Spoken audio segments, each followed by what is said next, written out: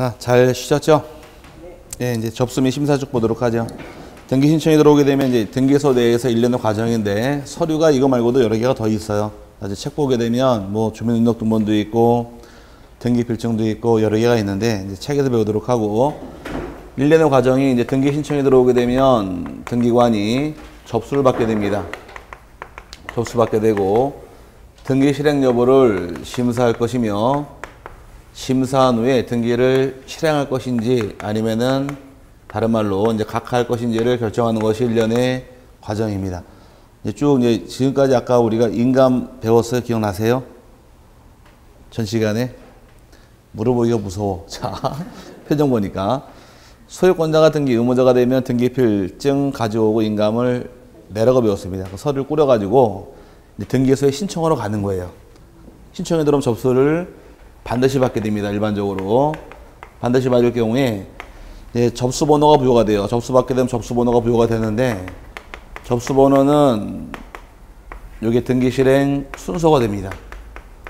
등기가 빨리 실행되면 빨리 실행돼서 순위가 앞서겠네요. 그래서 우리가 과거에 배울 당시에 같은 구에 실행한 등기는 뭐가 빠른 게 우선이고 같은 구는 순위 번호가 빠른 것이 우선이고 다른 거는 접수 번호가 빠른 것이 우선이라고 배웠습니다. 접수 번호 역할은 어떤 등기가 선순위인가 따지는 기준이다 보니까 이 등기 실행 순서가 바로 접수 번호다 이렇게 이해하시고 접수 번호는 자동적으로 전사는 부여가 됩니다. 옛날에는 이제 등기관 하나씩 부여했는데 서면 등기일 당시에는 지금은 자동으로 부여가 되다 보니까 별도로 큰 의미가 있는 건 아니에요. 단 접수 번호는 등기 실행 순서다 이렇게 이해하고 넘어가시고 부여할 당시에는 원칙이 등기 한 건당 1 접수 번호가 원칙이에요. 그럼 한 건당 하나씩 번호를 부여해야 돼. 접수 번호는 원칙이 1년 단위로 부여하는 것이 원칙이 돼. 단 지방법원장 허가를 받게 되면 1월 단위로 부과할 수도 있게 됩니다. 양이 많은 경우는. 그래서 연 단위로 부여한다고 가볍게 생각하시고요. 하지만 여러 건의 등기가 동시에 들어오게 되면 동시에 들어온 경우는 이 여러 건의 등기에 대해서 접수 번호는 동일하게 부여하는 것이 여기에 또 하나의 예외 규정입니다. 그럼 여러 건의 등기의 대표적인 예가 바로 환매예요. 환매특약 등기 같은 경우 환매의 경우는 매매계약과 환매특약은 혹시 민법 공부하셨나요? 아직 안 배웠죠? 네, 제가 앞서가는데 매매계약이랑 환매특약은 계약을 반드시 동시에 체결하게 돼 있어요. 그럼 지금 팔았지만 다시 사오겠다고 약정할 수 있는 겁니다. 그거는 매매계약하고 동시에 들어와야 돼요. 등기 신청도 동시 신청해야 됩니다. 그럼 매매계약에 따른 소유권 이전 등기랑 환매 등기는 동시에 들어오게 돼 있어요. 그럼 이전 등기 한 건, 환매 등기 한 건 두 건의 등기지만 동시에 들어오다 보니까 이 두 개의 등기 접수 번호는 동일하게 부여하는 것이 또 하나의 차이점이 생기게 됩니다. 아직 강론 들어가 배울 부분이니까 이렇게 간단히 세분화시되 접수는 반드시 받아라, 거부할 수 있더라. 받아야 됩니다. 접수 받은 다음에 심사하고 각하하는 거지 접수를 거부할 수는 없게 돼 있어요. 여러분 교재에서 먼저 접수에 의해는 등기관은 등기 신청이 있는 경우에 어떠한 경우라도 접수를 거부하여서는 아니 된다. 반드시 받으라는 얘기입니다. 만약에 저 경기도 포천에 등기 신청할 사건을 노원에 신청한 경우 관할등기소가 잘못됐죠? 그럼 접수를 받아야 돼요? 말아야 돼요? 접수 반드시 받으라 그랬잖아요. 받은 다음에 각하하는 거지 접수를 거부할 수는 없는 겁니다. 그래서 접수는 거부하지 못한다요. 무조건 받아야 돼요. 받은 다음에 등기를 심사한 다음에 못할 사항은 각하하는 거지 접수를 거부할 수는 없게 돼 있어요. 두 번째 나와 있는 것이 이제 접수 효과식인데 방문 신청은 중요한 게 아니고 지금 전산이 중요합니다. 전산의 경우는 전자적으로 기록된 때 접수한 효과가 있다. 그래서 저장된 때 기록하는 똑같은 말 뜻이고 접수장에 기재하는 사항은 안 보셔도 되고요. 다음 페이지 보니까 중요한 것이 이제 1번하고 3번이에요. 1번의 경우에 접수장에는 접수 연월일과 접수 번호를 기재한다고 나와 있는데 접수 번호가 중요한 말입니다. 맨 첫 줄 나와 있는 거. 접수 번호가 등기 실행 순서인데 원칙은 1년 단위로 부여하는 것이 원칙이되 예외적으로 지방법원장 허가받으면 1월 단위로 부여할 수도 있지만 그거 쉬면 나올 말은 아니고요. 중요한 건 3번입니다. 같은 부동산에 관하여 동시에 여러 개의 등기 신청이 있는 경우에는 같은 접수 번호를 부여하여야 한다. 잘하셨어요? 가르고 써놓으실 말이 그냥 써만 놓으세요. 환매라고. 아직은 뭔지 모르시지만 나중에 이해가 됩니다. 환매특약은 매매계약과 계약을 반드시 동시에 계약을 체결해야 되고 등기도 동시에 들어와야 돼요. 그럼 매매계약에 따른 이전 등기랑 환매특약 등기가 동시에 들어오다 보니까 두 개 등기 접수번호는 동일하게 부여하다 보니까 하나 얘만 기억하시고요. 밑에 동시 신청하는 경우 6개가 쭉 들어와야 되는데 아직 볼 건 아니니까 놔두세요. 그냥 놔두시고 나중에 강론 나가서 배우다가 저절로 아 요거 동시다라고 알게 되니까 지금 설명할 필요가 없습니다. 아직 안 배운 사항이니까. 그 다음에 이제 밑에 나오는 것이 각하사유. 자, 요거 빼먹었는데 책에 심사가 빠져 있는데 그럼 이제 접수 받았죠. 받은 다음에 등기를 할 것이냐 말 것이냐를 결정을 내려야 돼요. 결정한 후에 등기 실행할 사유는 등기부에 적어주는 겁니다. 거기에 등기 실행이라만 쓴 것이고 등기 실행 못하는 사유는 전부 다 각하예요. 그럼 등기를 실행할 것이냐 각하할 것이냐에 대해서 심사할 당시에 등기관이 형식적으로 심사합니다. 형식적 심사를 통해서 형식이라는 얘기는 제출된 서면 위주로 심사하는 것이 요게 심사의 범위예요. 그래서 대법원 판례가 나오기를 등기관이 심사하는 심사의 범위는 제출된 신청 정보, 옛날 말 신청서, 그 다음에 첨부된 부속 서류. 부속 서류라는 것은 오늘 배운 것이 인감증명서, 대표적인 예, 뭐 등기필증 이런 거와 그 다음에 등기부, 요걸 기준으로 심사하는 것이고 일체 질문, 신문할 수가 없다요. 등기 신청을 하러 갔을 경우에 매도인, 매수인에게 혹시 집을 사보신 분 법무사에게 다 맡겼죠, 등기를. 맡겼는데 등기소에서 신청받아서 여러분에게 혹시 집을 팔았습니까? 사셨습니까? 라고 물어나 보든가요? 전화 안 하죠. 그럼 실제로 심사할 권한이 없다라는 것이에요. 실제로 심사하지 않고 등기 신청에 들어올 서류가 제대로 들어왔는가, 또 기재한 사유가 서류끼리 일치하는 걸 여부를 따져보는 것이 심사의 범위예요. 심사가 굉장히 약하다 보니까 문제는 나쁜 점이 있더라요. 진정성이 깨져요. 반대로 실제로 심사하게 되면 진정성은 보장이 돼요. 진짜로 매매계약했나 여부 조사 등기 실행해주면 믿을 수는 있지만 속도가 굉장히 느려요. 그럼 어떤 거를 채택할 것이냐는 그 나라의 정책의 기준이에요. 우리나라는 빨리빨리 가는 걸 좋아하다 보니까 빨리빨리 해주되 진정성 깨지는 건 다른 걸로 보완을 하겠다 그래서 의무자 쪽에서 권리를 뺏기다 보니까 등기부증 가져와라, 인감 가져와라, 등기도 공동신청해라, 자꾸 그 규정이 심사권이 약하다 보니까 낼 서류가 많은 것이에요. 만약에 실제로 심사를 하게 되면 이것저것 따져보고 조사할 필요가 없겠죠. 근데 그것들이 이제 차이점이 생겼는데 우리나라는 형식으로 심사하다 보니까 진정성이 깨지게 됩니다. 한국 사람은 빠른 거 좋아해요, 느린 거 좋아해요?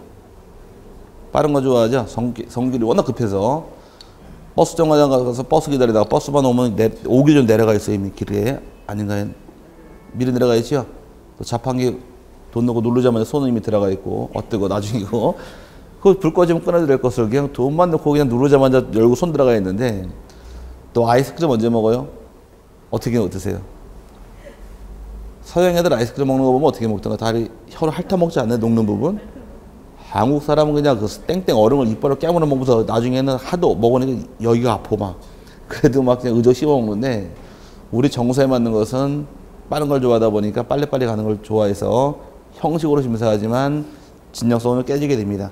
그럴 경우에 등기 못하는 사유가 법에 29조에 정해져 있어요. 법제 29조에 11가지가 정해져 있는데 11가지 어떤 게 있는지 또 11가지가 등기가 실행이 된 경우 어떻게 처리할지 거기만 파악하고 넘어가면 됩니다. 제일 처음 보니까 1호 나와 있죠. 박스 안에서.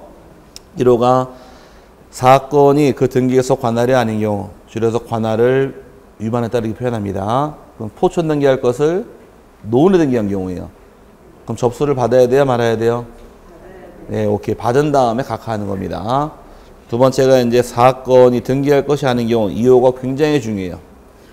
2호 사건이 등기할 것이 아닌 경우에서 밑에 사례가 1, 2, 3, 4, 5, 6, 7, 8, 9, 10, 10은 그 밖이라고 나와 있죠? 굉장히 많습니다. 이제 앞으로 어떤 거 등기 못하느냐에 대해서 배울 때 굉장히 많아요. 이제 앞으로 배울 때 이거는 등기를 허용하지 않습니다. 이건 못합니다. 안 됩니다. 다 일로 들어와 버려요. 그동안 좀 배우셨나요? 몇 개? 그동안 몇 개 배운 거 있어요? 등기 못한다고 배운 거? 뭐 배웠어요?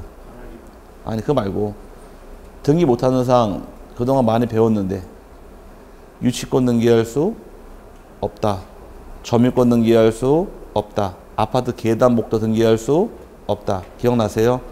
유리 온실은 등기할 수 있더라도 비닐하우스 등기할 수 없고, 아파트 모델하우스 등기할 수 없고, 그런 거 배웠죠? 딱 없다, 안 된다, 다 일로 들어와 버려요. 나중에는. 그러다 보니까 공부를 하신 분들은 등기하고 못하고를 많이 아는 반면에 공부를 조금 하신 분들은 몇 개 몰라요. 이 부분을 잘 내요. 다음 등기 못하는 사유 물어보게 되면 공부하신 분들은 그릇이 굉장히 넓어요. 완전 목욕 달아야. 근데 공부 안 하는 사람은 요만은 곱보요, 곱보. 여기를 잘 낼 수밖에 없는 거야.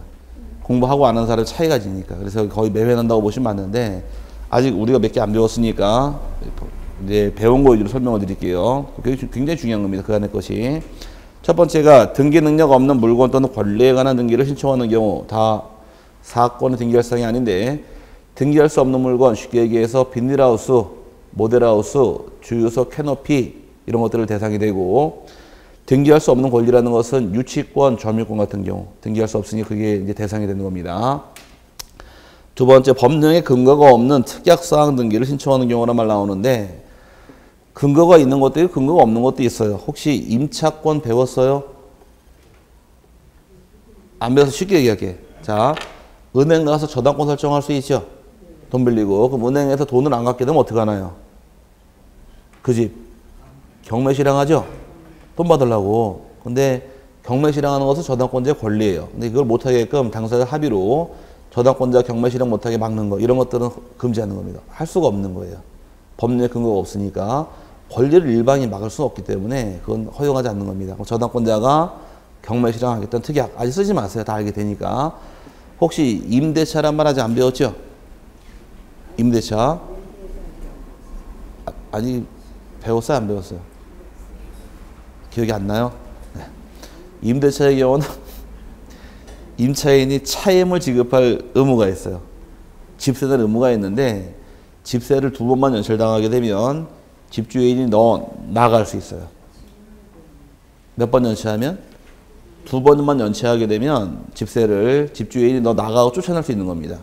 근데 그거를 합의하에 약정을 다시 할 수 있어요. 몇 번 연체? 2번 연체인데, 임대차에 이런 규정이 있습니다. 임대차 규정과 달리 정한 특약으로서 임차인에게 불리한 건 효력이 없다고 딱 규정을 해버려요. 그럼 임차인에게 유리한 거는 약정이 유효겠지만 임차인 불리한 건 무효입니다. 그럼 임차 차임을 2번 연체하면 너 나가 쫓아낼 수가 있는데, 우리끼리는 3번으로 하자. 임차인에게 도움되게 피해가 돼요. 도움되는 거죠? 이건 가능해요. 근데 약정, 우리 한 번만 연체하면 내보내기로 하자. 이거는 약정이 안 되는 겁니다. 오케이? 여기 특약이 있고 없고는 법에 규정한 대로 가능한 사항도 있고 안 되는 것도 있어요. 안 되는 것들은 나중에 민법 공부가 되면 저절로 알기 시작을 해요. 그러니까 민법 공부 될 때까지는 기다리시고 된 다음에 저절로 알게 됩니다. 오토매틱이에요. 저절로 알게 됩니다. 그 다음에 세 번째가 구분 건물의 전유 부분과 대지 사용권의 분리취합원 금지를 위반한 등기 신청이 있는 경우란 말 나오는데, 아파트 분양받으실 당시에 아파트 내가 사는 집이랑 대지의 지분이 있습니다. 그럼 대지의 지분과 아파트 건물을 두 개를 따로 떼어 팔아먹을 수가 있느냐요? 떼어 팔아먹을 수가 없습니다. 그래서 아파트 사시는 분 집에 등기부증 몇 개 있어요? 하나 있죠?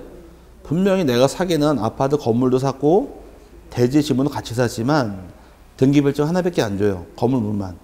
건물 등기부 안에 제가 지난주에 대지권 등기 같이 등기돼 버리니까 효과가 미쳐버리는 겁니다. 그럼 아파트의 대지권, 대지의 지분과 건물을 따로 떼어 팔아먹을 수가 없는데, 따로 떼어서 팔아먹는 경우 이건 당연히 다 등기해 줄 수가 없다, 그 뜻이고.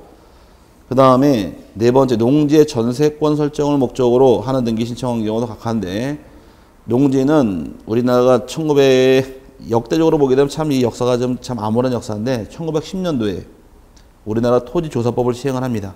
우리가 시행한 게 아니라 일본 애들이 실행을 해요.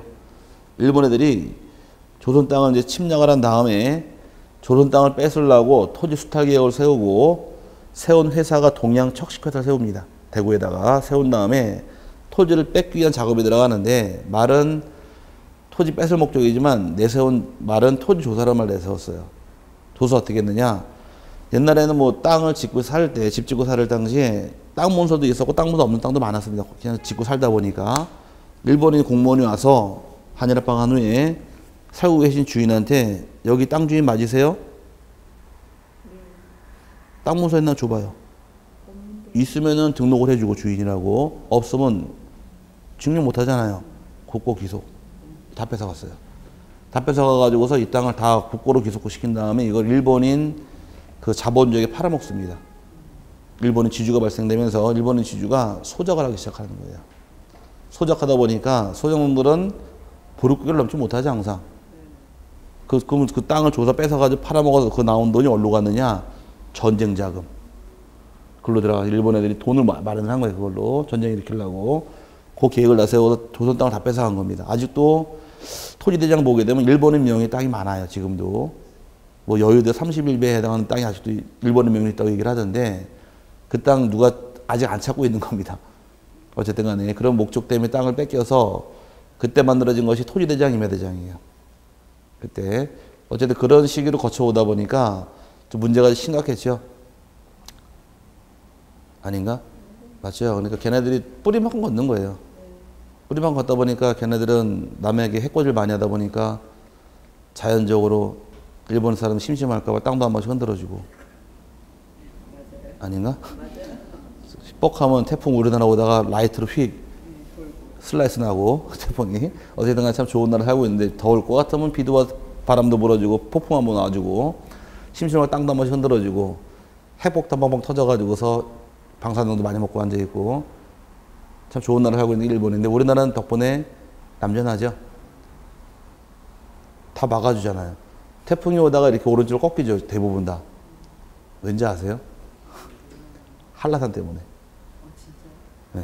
그 영향이 굉장히 크대. 한라산이 떡집 거기 있으니 그걸 피해간다고. 그래서 한라산을 옛날에 일본 애들이 없애려고 그랬어요. 폭파시켜가지고서 그 생각도 뭐 옛날에 그런 말도 막 나오는데 그게 없어야지 우리나라 지나가도 안 오니까. 네, 그런 얘기가 나오더라고요. 제주도 가니까 누가 얘기해 주더라고요. 한라산을 없애려고 마음먹었다고. 산 하나 없애는 게 뭐 쉬운 일 아니겠지만 어쨌든 그 정도까지 나쁜 놈들이 일본 놈들인데 그 놈들이 농지를 소작할 당시 소작농들이 너무너무 피해를 입다 보니까 이제 우리나라가 법을 만들 당시에 농지는 경자 유전, 경작할 자만이 농지를 가질 수 있다요. 그래서 농지법을 딱 제정을 하면서 농지의 소작농 폐해를 막기 위해서 농지를 빌려주는 건 금지시켰습니다. 농지 전세권 등기는 허용하지 않는 거예요. 그러다 보니 또 문제가 생기기 시작을 해요. 농사 짓는 사람들이 농사 짓고는 죽어도 먹고 살 수가 없으니까 농사를 안 짓잖아요. 지금 심지어 농사 짓지 말라고 국가가 장려금 주잖아요. 그 농사 안 주다 보니까 농지가 자꾸 망가지더라. 다른 유휴농지가 발생하기 때문에 농지 관리 차원에서 농지법을 제정하면서 농지 임대차는 허용시켜준 거예요. 그래서 농지는 빌려서 세족 임대차 남의 땅에서 농사를 지을 수 있지만 법적 전세권 등기는 안 되는 거예요. 등기를 못 하는 겁니다. 그럼 농지 임대차는 가능해? 농지법에서? 네, 가능한 농지 전세권 등기는 안 됩니다. 참 많이 나왔고 시험 지문상에서.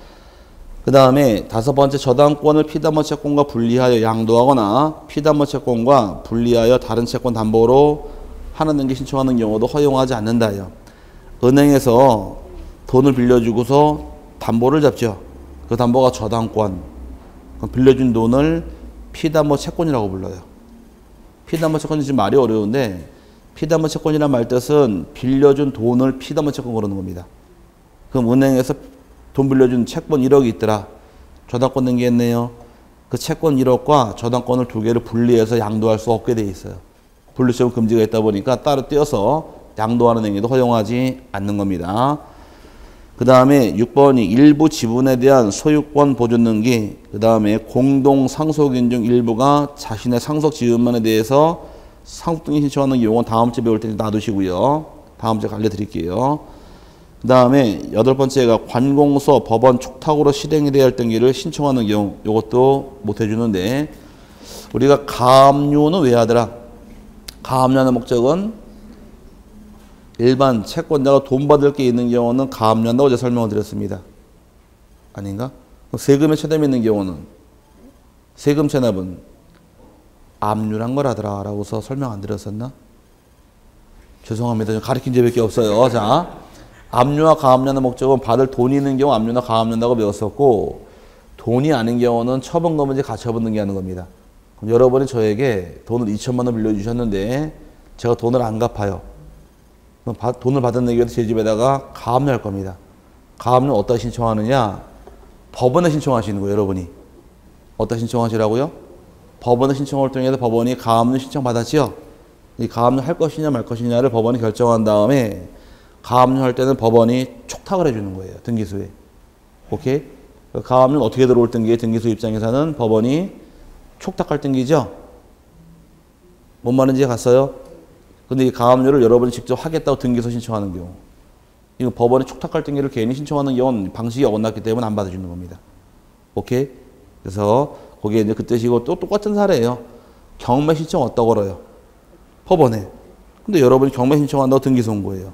이건 안 받아주는 겁니다. 그래서 법원이 할 등기는 법원이 하는 거지 개인이 신청할 수는 없다 보니까 그런 등기는 전부 다 각하하게 돼 있고, 9번째가 이미 보조 등기가 된 부동산에 대해서 다시 보조 등기하는 경우라만 나오는데, 이건 앞서 배울 때 동일한 등기가 두 개가 들어갈 수 없더라. 이 중에 소유권 등기할 수 없다 보니까 보조 등기된 부동산 또 보조 등기할 수는 없는 겁니다. 여기는 외우지 마세요. 이건 시간이 지나면은 두 바퀴만 돌아오면 다 저절로 알게 되니까 외우지 마시고 그냥 중요한 것만 이해하세요. 시험 잘 나옵니다. 여기선 이게 가장 중요한 파트고, 넘어가시게 되면 세 번째가 신청할 권한이 없는 자가 등기 신청하는 경우, 아주 가장 쉬운 사례로 무권 대리가 등기 신청하는 경우예요. 그럼 위임장도 주지 않았는데 등기 신청을 한 경우에 너 위임장 있냐? 그리고 위임장이 없대요. 그럼 등기 신청 권한이 있더라 없더라? 없죠. 대리권은 권리라고 배웠어요? 권한이라고 배웠어요? 권리는 자기 마음대로 할 수 있는 게 권리고, 권한이란 말은 한계가 있는 걸 권한이라고 그래요. 그럼 대리권은 범위가 정해지죠. 그럼 대리권은 권한을 그러는 겁니다. 그래서 무권 대리가 등기 신청할 때 신청 권한이 없잖아요. 등기는 자동으로 각하하는 것이고, 권한이란 말이 뭐의 줄임말? 권리의 한계. 무작정 나가는 게 권리 행사를 쓴다 그러면 이 한계를 정해준 것을 권리의 한계, 줄여서 권한 그러는 겁니다. 그럼 자기 마음대로 할 수 있는 것이 아니라 한계가 정해졌다고 그걸 권한이란 말 쓰는 거예요. 쉽게 얘기해서 무권대리라고 이해하시면 되고요. 네 번째, 당사자나 그 대리인이 출석하지 아니한 경우라만 나오는데, 등기 신청하는 모양새가 지금 두 개가 있더라. 하나는 전자신청이고 또 하나는 방문신청. 방문이 등기소 가는 거예요.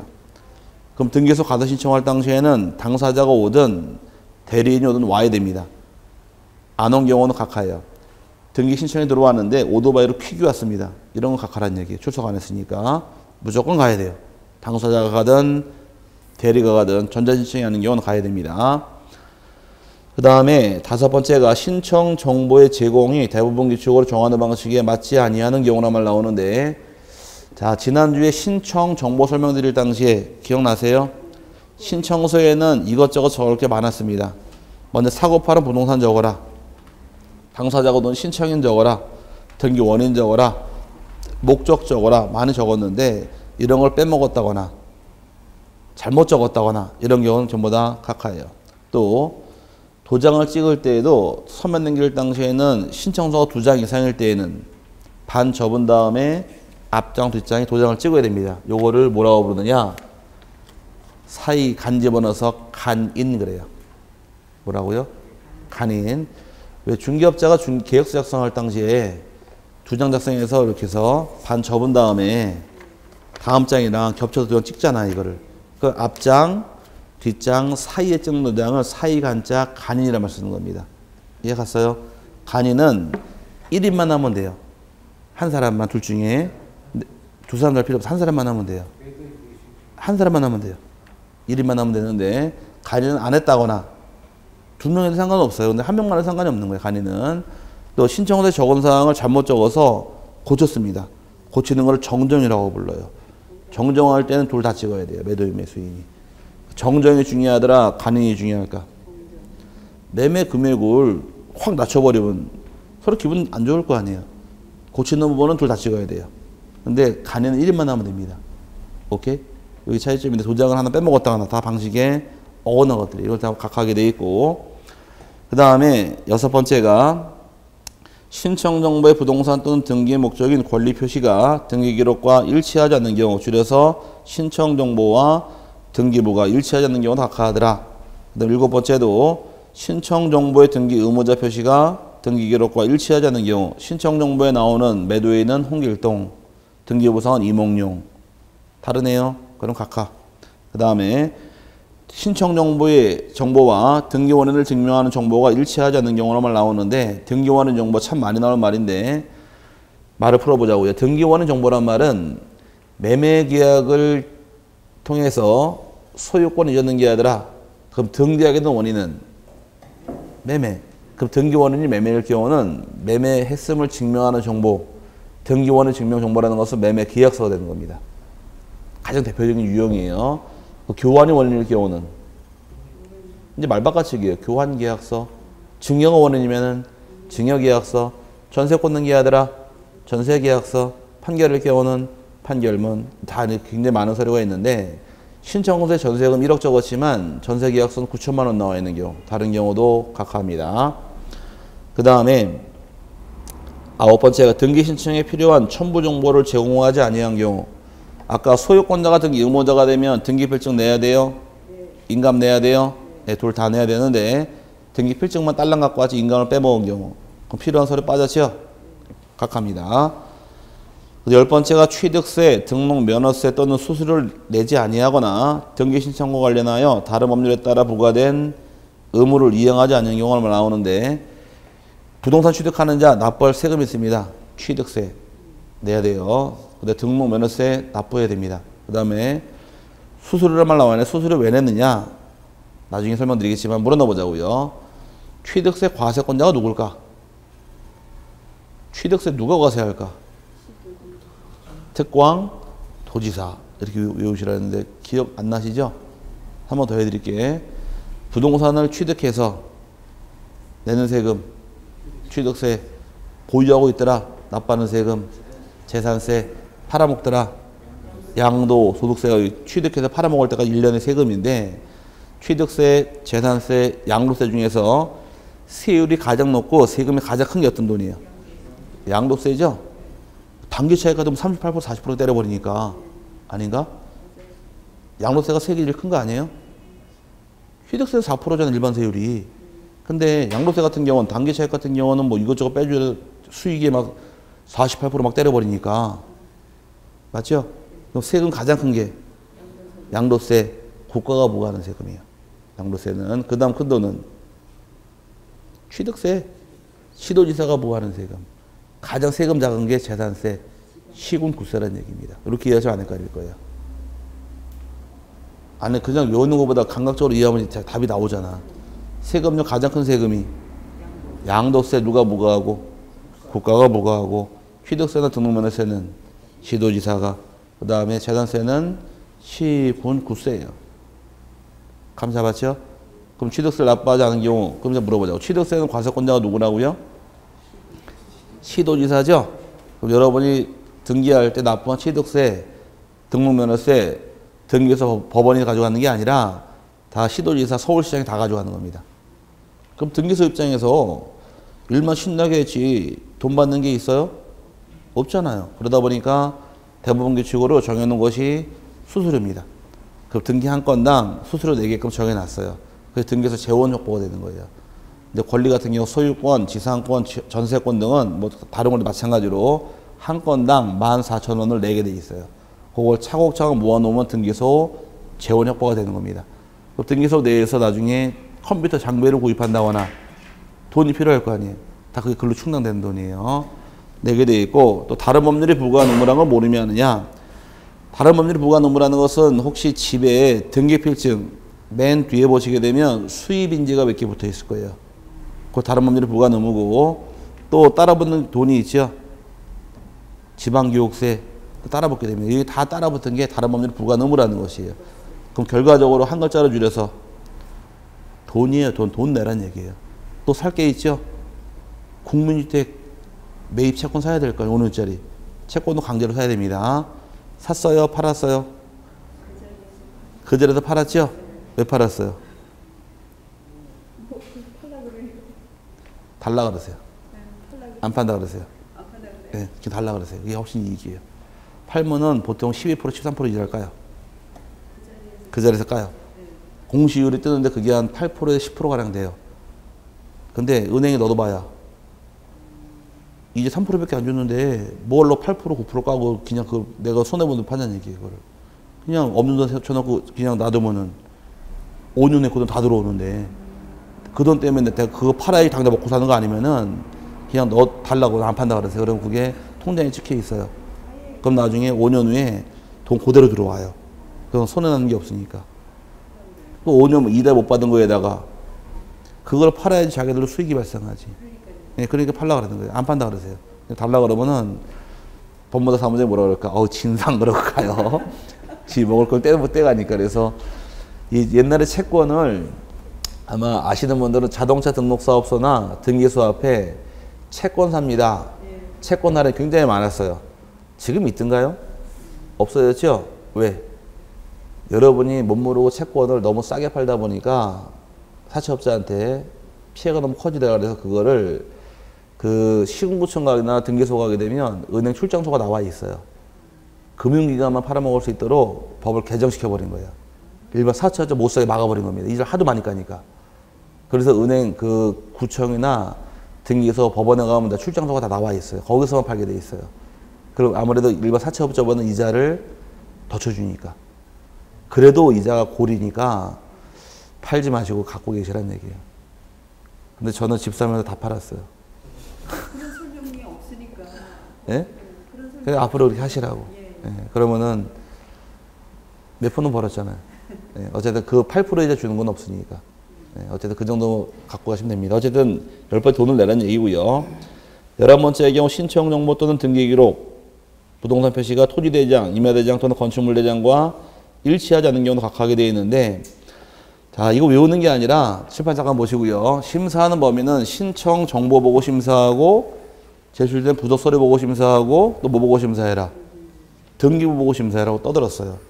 요거 보고 심사하다 보니까 11번째가 뭐예요?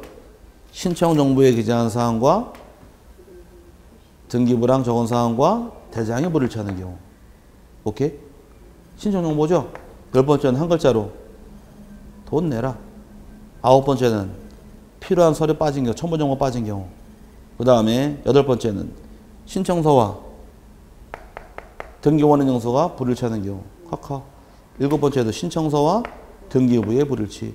6번째 신청서와 등기부의 불일치. 5번째 신청 정보가 방식이 어긋나는 경우. 대부분도 여기에 불일치하는 거예요. 그럼 5번서부터는 대부분 눈에 보여요, 안 보여요? 신청 정보, 신청 눈에 보이잖아. 그걸 잘 안 내요. 눈에 보이니까. 눈에 안 보이는 게 뭐냐? 사건, 전 페이지에 사건이 등기할 것이 아닌 때. 그거는 공부를 해야 하니까. 그래서 그걸 내고 들어오는 거예요. 이걸 내가지고 틀릴 사람 누가 있을까? 다 신청 정보에 불일치가 많은데. 근데 이걸 안 내고 신청 정보가 아닌 거. 두 번째가 뭐예요? 사건이 등기할 것이 아닌 때 10가지 나와 있죠? 그럼 돌아가면서 문제를 많이 내니까 거기서 많이 나올 수밖에 없는 거예요. 다른 건 눈에 안 보이는데 그것만 눈에 안 보이고 요건 눈에 다 보이니까. 그래서 11가지가 있는데 중요한 것은 밑에 무효냐 유효냐 그게 많이 빠져 있는데 옆에다 간단히 써두세요. 자, 가사에 지금 11개 중에 첫 번째가 뭐였었고 1호가 관할을 위반하는 기가 있었고 두 번째가 사건이 등기할 것이 아닌 때가 있었죠. 그 다음에 크게 둘로 나눠요. 3호부터 13호까지 11호까지 나눠서 3호부터 11호까지 나눈 다음에 이 두 가지 등기 실행할 수 없는 사유에 다 각하라만 썼는데 이 각각의 등기 실행이 된 경우 어떻게 처리할 것이냐 문제예요. 이 두 가지하고 나머지가 실행이 돼버린 경우에 이 두 가지 실행이 돼도 절대 무효입니다. 효과 인정할 수가 없어요. 절대 무효고 등기관이 직권으로 말소할 수 있고 왜 이런 등기 실행했냐고 지방법원에 이의 신청할 수도 있다가 됩니다. 하지만 등기 실행할 수 없는 사유, 요 똑같은 사유지만 실행이 돼버린 경우는 이건 무효 등기가 아니에요. 무효가 아니라는 얘기는 유효하다는 얘기입니다. 그럼 유효한 거를 말소해서 안 되겠네요. 그럼 직권 말소하지 못하게 돼 있고 왜 이런 등기 실행했냐고 이의 신청도 안 받아줘요. 그러면 등기 실행해서 안 될 게 실행이 된 경우에 피해 입은 사람들은 나중에 이의 신청을 제기하는 것이 아니라 소송을 통해서 피해를 구제받는 거지 이의 신청 제기할 수 있는 것이 아니다가 대법원 판례입니다. 이게 중요한 거예요. 각각 사유가 총 몇 개가 있는데 11가지가 있는데 11가지 중에서 이 두 가지만큼만은 등기 실행이 되어도 절대 무효예요. 어떤 경우도 효과 인정하지 않습니다. 하지만 이 두 가지 아닌 나머지 사유는 유효해요. 그러다 보니까 아까 소유권자가 등기 의무자일 경우는 인감도 가져오고 등기불증 가져와라. 인감이 빠진 경우는 등기 실행할 수가 없어요. 근데 모르고 실행해버린 경우는 유효다 무효다? 유효가 되는 겁니다. 이해 갔어요? 왜? 두 개가 아니니까. 그래서 아마 지난주에 설명드릴 때, 지난주 설명드릴 때 등기법에서 무효는 두 개밖에 없다고 제가 강조했습니다. 뭐하고 뭐? 관할 위반과 사건이 등기할 것이 아니다. 이거 외우셔야 돼요. 이거 등기법상 처음부터 끝날 때까지 매일 나오고 다음 주에 또 나와요. 오늘 외울래요? 다음에 또 외울래요?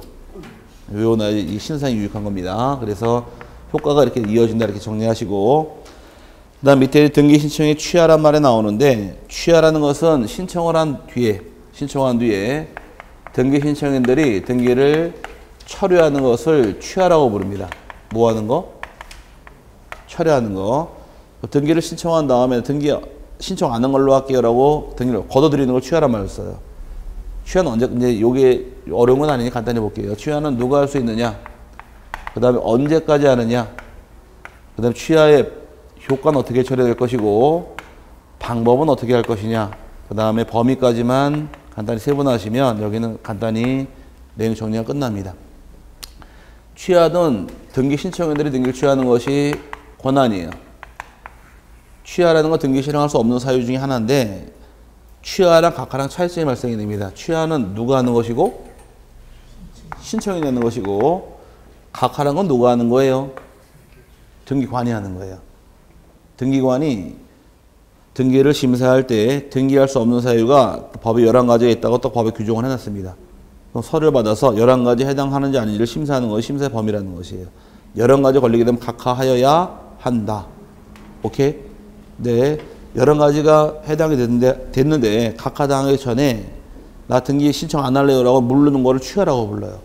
그 신청인을 취하는데, 신청인의 경우에 공동 신청한 등기의 경우는 취하도 반드시 공동으로 취하게 돼 있고 단독으로 취하할 수는 없습니다.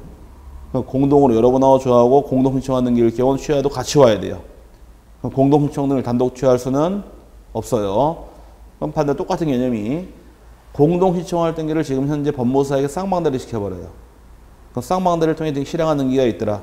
그럼 취하할 때도 쌍방대리권이 있어야 하더라, 일방대리가 가능하다. 똑같은 거니까 쌍방대리권이 있어야 취하가 가능하지 일방대리로 취할 수는 없는 겁니다.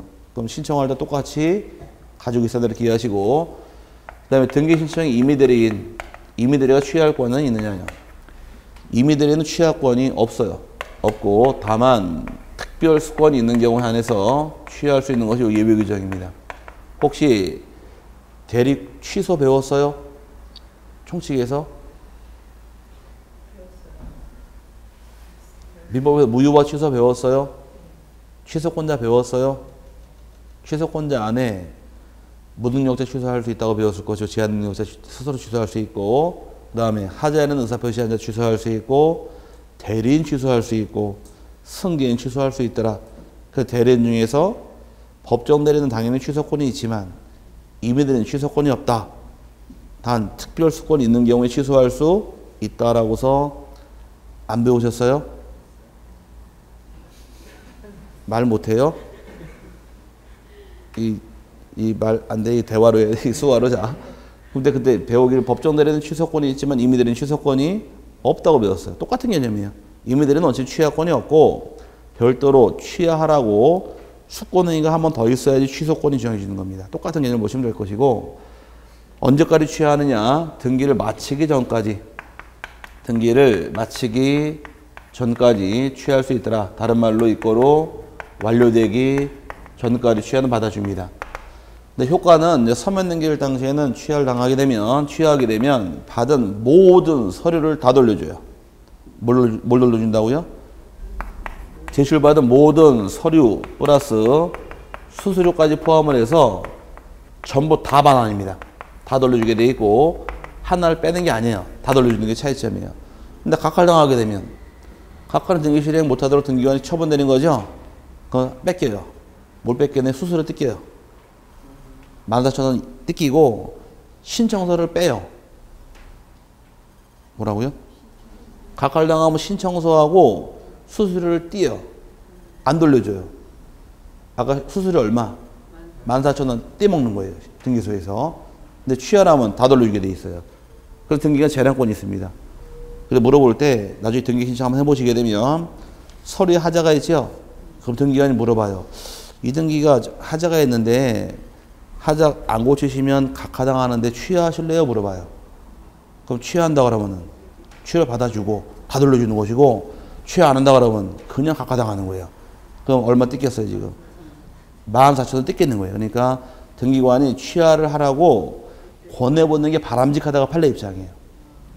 해라 의무 규정이 아니라. 그럼 취하하라고 권해보고 안 해보고 누구의 권한이다? 등기 관할 재량권인 거지 취하하라고 권할 의무는 없는 거예요. 그럼 왜 나한테 취하하라고 권하지 않았냐고 따지고 멱살 잡아봐야 좀 있으면 잡아가요 경비가. 그건 따질 수 없는 부분이고 취하를 권해보는 건 누구의 권한? 등기 관할 권한이다 보니까 물어보는 겁니다. 그럼 등기가 각하당하기 전에 취하하시겠습니까? 물어봤을 때 취하한다 그러면 취하를 받아주고 취하 안 한다면 각하당하는 거예요. 마지막 권한 차이점이에요. 그 모든 걸 다 돌려준다 이렇게 참고만 하시고요. 세부조사 외우는 거 아니에요. 나중에 1월달 3월달 들을 때 아 들은 기억난다 이거 이러면서 채워나가는 거지 한 번 듣고 다 외운다 그러면 얼마나 좋을까?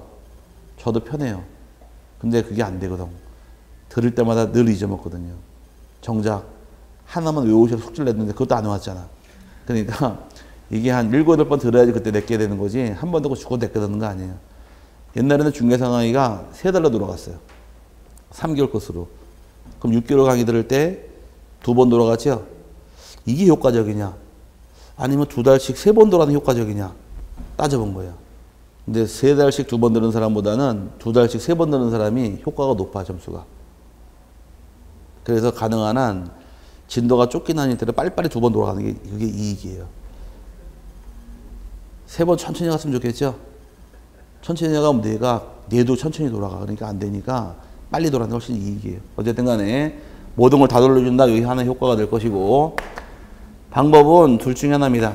자기가 신청한 대로 취하하시면 돼요. 내가 서면으로 신청한 자 서면으로 취하하시면 되고 취하서로서 그 다음에 전자신청한 자는 전자신청을 통해 취할 수 있는데 이때는 공인인증서로서 본인 여부 확인한 다음에 취하를 받아주는 것이 절차가 됩니다.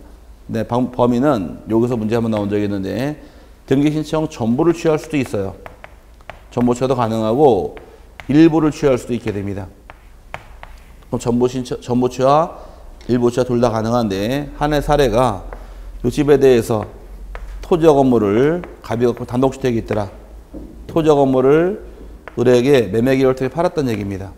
그럼 어떤 등기 실행해 줘야 돼요? 을 앞으로 소유권 이전 등기해 줘야 되죠?